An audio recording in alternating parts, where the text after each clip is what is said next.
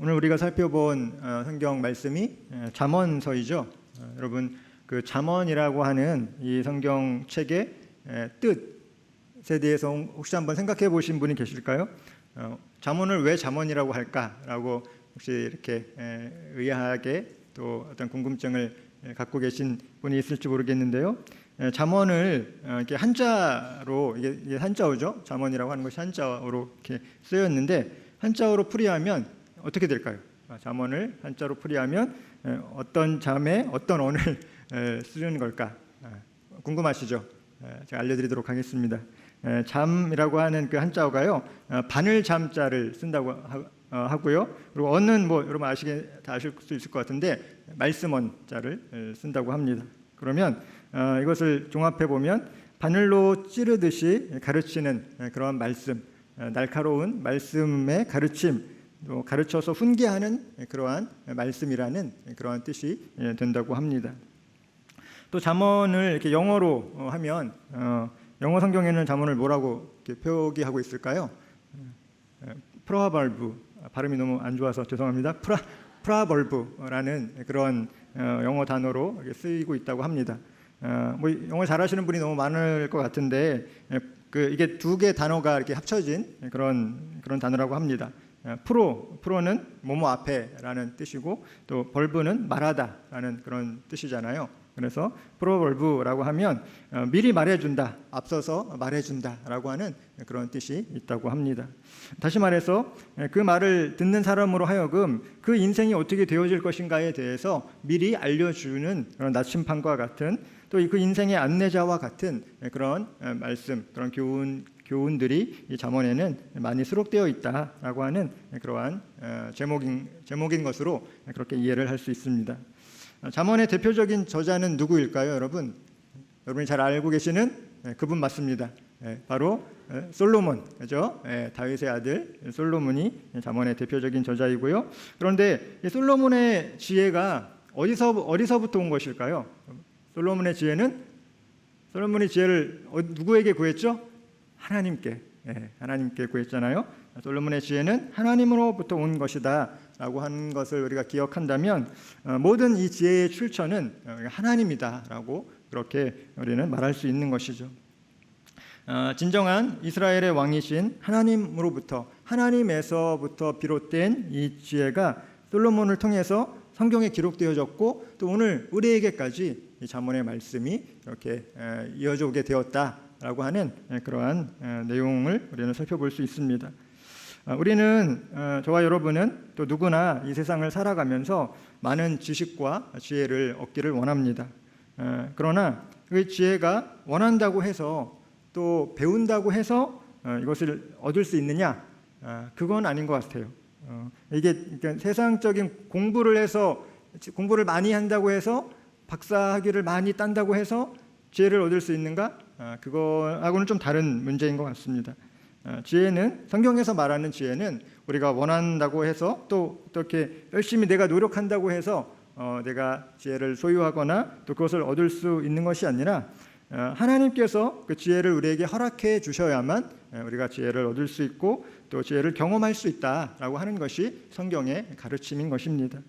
그래서 우리는 하나님 앞에 지혜를 구하고, 또 하나님께서 그 지혜를 풍성하게 허락해 주시기를 간구해야 된다, 기도해야 된다라고 하는 것을 우리가 오늘 말씀을 통해 또 깨달을 수 있습니다.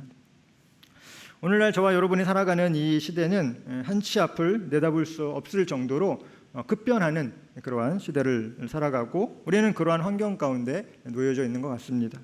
언제 어떤 일이 나에게 찾아올지 모른다는 두려움과 불안한 마음이 우리 누구에게나 있습니다. 요즘은 더한 것 같습니다. 그렇죠? 경제적인 상황이 이게 정말 하루가 다르게 급변하고 하는 그런 모습들을 보면서 굉장한 불안감이 이렇게 우리 마음 가운데 찾아오는 그러한 때가 있는 것 같은데요. 우리가 살아가다 보면 이런 불안한 마음을 누구나 조금씩은 다 이렇게 느끼면서 살아가고 있습니다. 또 우리는 우리의 인생 가운데 수없이 많은 선택과 결정을 해야 한다라고 하는 것이죠. 그런데 많은 사람들이요, 하나님을 알지 못하는 세상 사람들이 그 수많은 선택과 결정을 하는 데 있어서 도움을 받기 위해서 찾는 곳이 있습니다. 여러분 거기가 어딜까요? 점집. 생소하시죠? 아니 세상에 점집이라는 데가 있었어? 뭐 이렇게 의아해하시는 분들도 있을 것 같은데요. 점집과 뭐 무당 뭐 이런 데를 찾는 사람들이 실제로는 되게 많이 있다라고 합니다. 어느 그 취업 포털 사이트에서 청년 구직자들을 대상으로 취업을 위해 점을 본 적이 있습니까? 라는 그런 설문조사를 진행한 결과 응답자의 55%가 취업 관련해서 점을 본 적이 있다라고 대답했다는 그런 조사 결과가 있고요. 이렇게 실제로 젊은 층이 많이 이렇게 모이는 그런 거리 있잖아요. 제가 얼마 전에 그 경주의 핫플레이스 황리단길 맞죠? 황리단길을 이렇게 좀 갔었는데요. 거기에 보니까 뭐 이렇게 뭐 멋있는 카페, 뭐 맛집들이 많이 있는데 또 많이 있는 게 뭐 점집, 타로, 뭐 이렇게 이런 사주 이런 걸 봐준다는 그런 집들이 굉장히 또 이렇게 많이 있는 거를 보고 이게 좀 실감이 났습니다. 뿐만 아니라 요즘에는 이렇게 우리가 직접 점집을 찾아가지 않아도 휴대폰 어플을 이용해서 24시간 연중 무휴로 점을 볼 수 있는 뭐 그런 어플 같은 것도 많이 생겨났다고 합니다. 그래서 많은 청년들이 이렇게 이 불확실한 그 미래를 이렇게 어떤 이런 것들을 통해서 자신의 운명에 대해서 알아보고 또 조언을 듣기를 원하는 그런 현실이 하나님을 모르는 그런 청년들의 모습을 보면서 참 안타까운 마음이 들었습니다. 그런데 여러분 더 놀라운 것은 기독교인들 중에도 이렇게 점집을 찾고 또 점을 보는 사람들이 적지 않다라고 하는 그러한 이야기를 들었습니다. 그러한 결과를 보았습니다. 점집을 찾는 사람들 중에 기독교인이 한 30%는 기독교인이다라고 하는 그러한 그 조사를 어느 책에서 제가 이렇게 보게 되었는데요. 저는 이것이 오늘날 한국 교회와 그리스도인들이 처한 정말 안타까운 현실이 아닌가라는 그런 생각을 해보게 되었습니다. 우리가 기독교인이라면 하나님의 말씀을 의지하고 또 하나님의 지혜를 구하며 불안한 세상을 살아간다 할지라도 믿음으로 돌파해야 되는데 그게 잘 안 되다 보니까 우리 눈에 이렇게 쉽게 보이고 또 어떤 쉽게 내가 뭔가 의지할 만한 어떤 그런 미신적인 것을 찾아서 그런 우상을 쫓아다니는 그런 모습이 너무나 안타깝다라는 그런 생각을 하게 된 것입니다. 우리가 그리스도인으로서 우리가 세상 속에 살아가다 보면 세상 사람들이 경험하는 어려운 문제들을 우리도 똑같이 경험하며 살아가게 됩니다. 그들이 겪는 그 어려운 문제들이 우리를 피해 가지는 않는다라는 것이죠. 그러나 그렇다고 해서 세상 사람들과 똑같은 방법으로 그 어려움을 극복하려고 해서는 안 될 것입니다. 그리스도인으로서 그러면 우리가 이 세상을 살아가는 데 있어서 정말 이 어려운 세상을 살아가는 데 있어서 우리에게 정말 필요한 것은 무엇일까? 그것은 바로 세상을 이기는 지혜가 필요하다라고 하는 것입니다. 우리 눈앞에 닥쳐오는 문제는 언제나 있기 마련입니다. 하나의 문제를 해결하면 그보다 더 어렵고 심각한 또 다른 문제가 우리를 찾아오는 것이 우리 인생에 그런 주어진 그런 상황인 것이죠. 그렇기 때문에 우리는 이 세상을 이기는 믿음이 필요하고 또 그 문제를 풀어나갈 수 있는 하나님의 지혜를 우리가 구하고 또 그것을 소유한 믿음의 사람들이 되어야 한다라고 하는 것이 오늘 이 잠언에서 우리에게 말씀해주고 있는 그러한 교훈인 것입니다. 우리 오늘 본문 7절 말씀 다시 한번 같이 읽어보도록 하겠습니다. 7절입니다. 시작. 여호와를 경외하는 것이 지식의 근본이거늘 미련한 자는 지혜와 훈계를 멸시하느니라. 아멘. 이 잠언서에서 지혜와 지식은 이렇게 동일한 의미로 사용되어지고 있습니다. 또 메시지 성경을 보니까요, 이 구절을 어떻게 번역하고 있냐면 지혜의 첫 걸음은 하나님께 엎드리는 것이다라고 그렇게 번역을 하고 있습니다. 지혜를 얻기 위해서는 지혜의 근원이 되시는 하나님께 엎드리고 하나님을 경외하는 마음으로 하나님 앞에 나아가야 한다라고 하는 것이죠.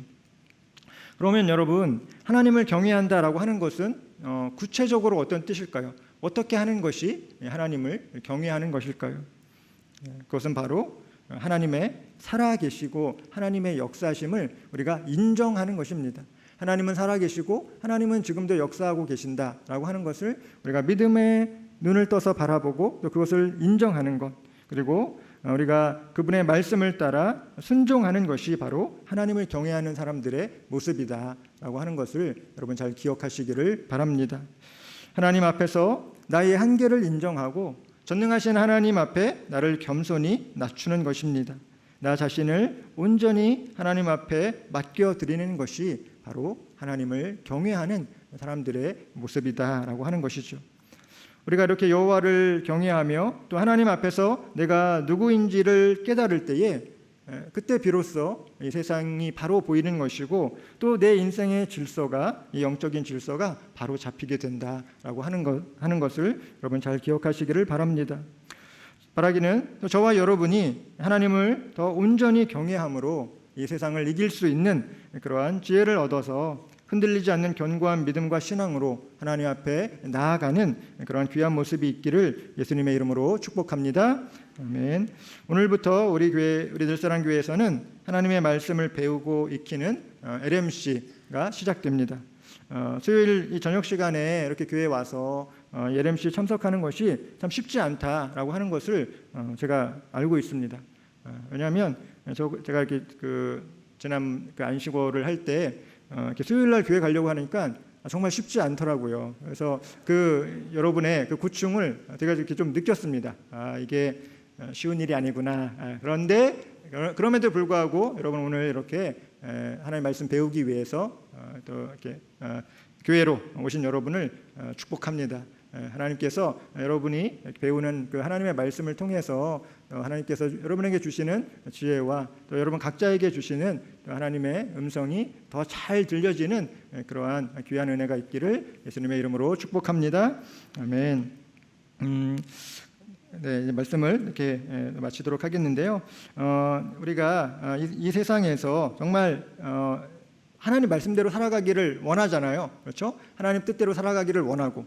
그러면 중요한 것이 무엇이냐? 말씀을 알아야 또 하나님의 뜻이 기록되어져 있는 이 성경 말씀을 우리가 잘 알아야 우리가 하나님의 뜻대로 이 세상을 살아갈 수 있는 것입니다. 그렇기 때문에 우리가 오늘부터 시작되는 이 LMC 가운데 또 여러분이 정말 어떻게 보면 기초 과정부터 또 그리고 기초 과정을 다 마치신 분들은 또 우리 성경의 각 권을 또 이렇게 더 심도 있게 배우고 또 함께 묵상하는 그런 과정을 통해서 하나님 말씀의 풍성함이 또 어떤 것인지 또 하나님 말씀이 우리에게 정말 이렇게 실제적으로 다가와서 내가 하나님의 말씀대로 살아야겠구나라고 하는 것들을 정말 마음으로부터 우리 영혼으로부터 또 그렇게 경험하고 또 그렇게 다시 한번 새롭게 다짐하고 또 우리의 영적인 성장을 위해서 또 열심을 내는 또 그러한 우리 오늘부터 시작되는 LMC 기간이 또 되어지기를 예수님의 이름으로 부탁드립니다. 아멘.